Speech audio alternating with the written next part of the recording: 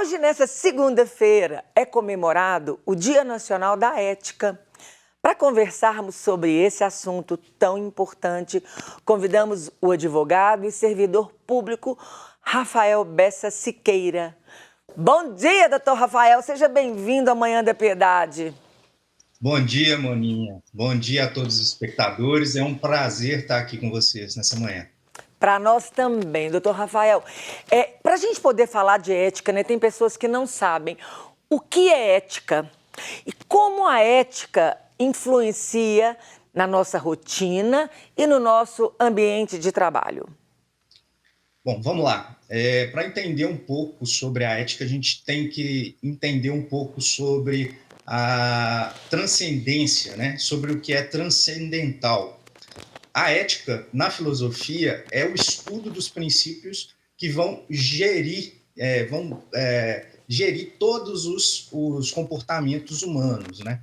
Então, basicamente, a ética ela é o estudo do que o homem deveria ser, sabe?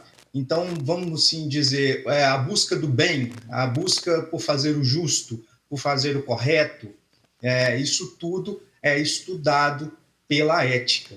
Então, hoje a gente fala que seria o estudo do dever ser do homem, né? Aquilo que ele deve ser, aquilo que ele deve olhar para buscar aí em sua vida, entendeu?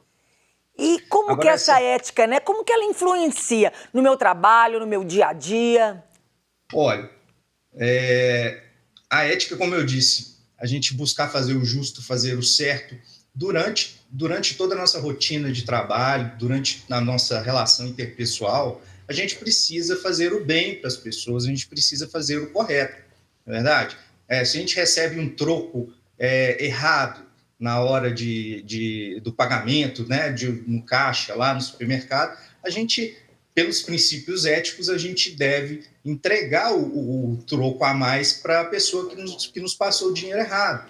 Então, tudo isso, né, entender a ética faz com que a gente busque sempre fazer as coisas certas, sempre pelo certo, sempre pelo justo, né? Então, é muito interessante a gente levantar isso hoje, sendo hoje o Dia Nacional da Ética, né?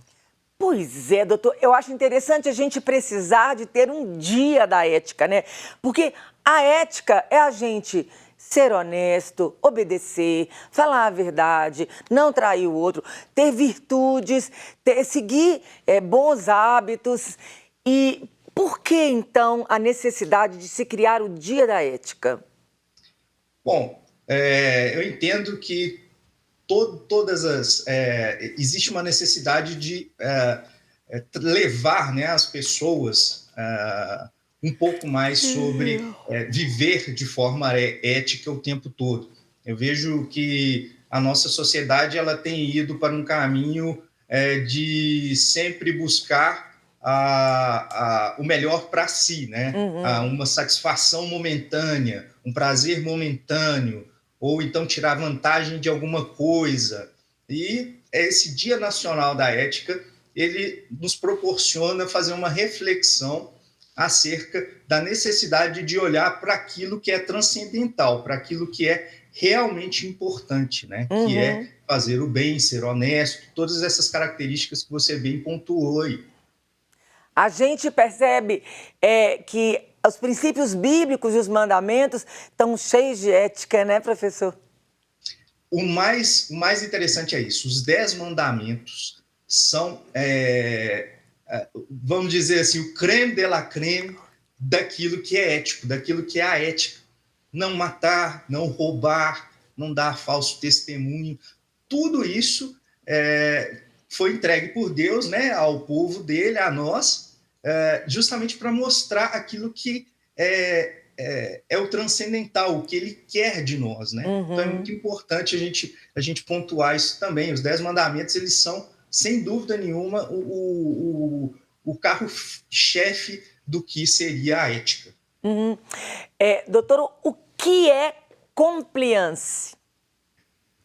Pois é, essa palavra, a gente ama algumas palavras em inglês, né? A gente traz para o nosso contexto o tempo todo esses anglicismos, a gente ama falar umas palavras em inglês e às vezes a gente não entende o que é. O que é o compliance? Ah, Compliance pois é, comply. compliance, tá vendo? Tá vendo como é que é? A gente traz as coisas pra gente, assim, a gente às vezes fica até perdido na hora de Verdade, eu falar. nunca ouvi essa palavra na minha vida. Pois é, olha só para você ver. Mas o compliance, ele vem de um verbo do inglês que é comply, que é estar de acordo com uma regra. Quando a gente traz o compliance para dentro da nossa vivência profissional, principalmente, porque o compliance ele é mais relativo ao nosso trabalho, né? Quando a gente traz isso para dentro do nosso trabalho, o compliance ele vai gerir ali, ele vai verificar se a empresa, por exemplo, ela está de acordo com a legislação do local onde ela é sediada. Por exemplo, no Brasil, se tiver uma empresa sediada aqui e ela tem um setor de compliance, que é o que se espera de uma empresa certa, correta, ela vai sempre verificar se todas as áreas dela estão de acordo com a legislação brasileira, com as normas corretas, né? Dependendo aí de qual o setor produtivo dela, do que aquilo que rege ela, né? Então, assim, uma norma da ABNT, uma norma de sei lá o quê, além de todas as leis tributárias, leis trabalhistas. Então, basicamente, o compliance é isso. Ele a verificação, né, de uma conduta correta de uma empresa que a trouxe, né, que criou esse setor. E aí, então, aquela empresa, ela passa por... Pessoas vão lá ver se essa empresa é uma empresa ética, que não polui, que segue aquelas regras, e aí ela recebe, então, o certificado da compliance, isso? Exatamente. Existe um setor, normalmente, algumas empresas, Moninha, elas contratam pessoas para ficar lá permanentemente fazendo esse setor de compliance, falando assim, olha, isso aqui você pode fazer, isso aqui você não pode fazer, você está dentro das normas trabalhistas, você está dentro das normas tributárias. Então, ela faz todo esse manejamento, né, do que está correto, do que não está correto. E, sim, algumas empresas que têm aquela necessidade de ter aquelas certificações, tipo ISO, né? Quando elas estão de acordo, em compliance com essas regras, elas recebem esses selos, por exemplo. Doutor Rafael, como que o senhor vê? Como que está a nossa sociedade em termos éticos? Olha, eu entendo que a gente está numa crise. Atualmente, a gente está numa crise justamente por não sabermos diferenciar, às vezes, moral de ética, né?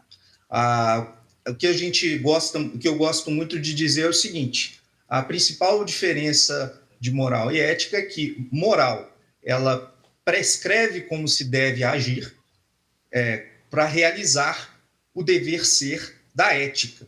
Então, a moral, ela pode ser mutável, mas a ética não.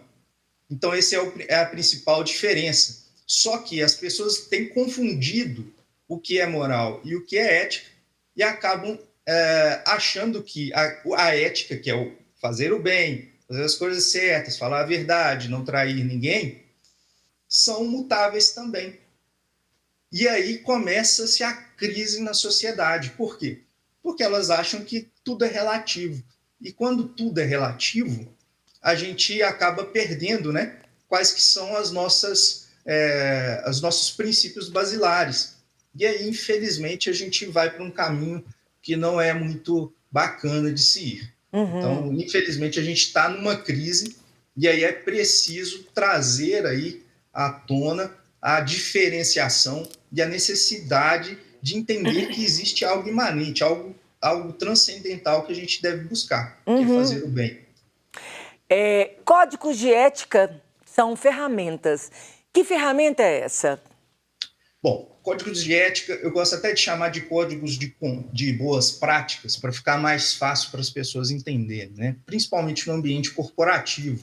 Quando a gente fala de código de ética, códigos de boas práticas, a gente é um compilado de práticas aceitáveis, né? De práticas que aquela empresa quer que seus funcionários adotem, né? Buscando aí ter uma atitude, um comportamento ético empresarial. Então, aí, como que funciona? A gente tem esses códigos eles são bem voltados, né, bem específicos para aquela atividade fim, e dentro desses códigos a gente vai buscar aí demonstrar para as pessoas que elas devem seguir aquele padrão, buscando uma ética, buscando algo final, buscando ser honesto, né, dentro ali das suas atividades ali na empresa. Então, é basicamente isso, um código de conduta. Pode ajudar, né? A gente, dentro da empresa, isso tem que acontecer, né? Justamente para a gente não pecar por omissão, mas o principal, eu acho que é a nossa educação ética dentro de casa, nas escolas, de forma a gente entender que a gente precisa fazer as coisas certas o tempo todo. Né? E a gente não precisaria, se a gente tivesse essa educação mais firme, talvez seria menos necessária a criação de tantos códigos de conduta, de ética aí que a gente vê por aí. Doutor Rafael, uma última pergunta. De onde surge o conceito de ética? Bom, o conceito de ética ele vem lá de Sócrates, de muito tempo atrás, lá na Grécia, e lá existe a palavra ethos, né, de onde vem essa palavra ética, nossa palavra ética, e lá começou-se a estudar esses tais princípios, né, que estão imanentes do homem, etc. E isso aí vai sendo discutido aí por toda a antiguidade, até chegar aqui nos dias atuais, com vários filósofos também que adotam esse estudo e buscam aí entender um pouco mais do que seriam esses princípios, né? E para explicar também para as pessoas, né, o que seria esse princípio. Gente, eu estou conversando com o Dr. Rafael Bessa. Aqui está o Instagram dele, ó, @Bessa com 2 S, Rafa com PH. Doutor Rafael, de tudo que nós falamos, tem alguma coisa que o senhor gostaria de acrescentar ou que a gente não tenha falado? E as suas considerações finais? Tá, joia. Bom, eu acho que é muito importante, Moninha, trazer num programa de TV pessoas para falar um pouco mais sobre isso, sobre ética.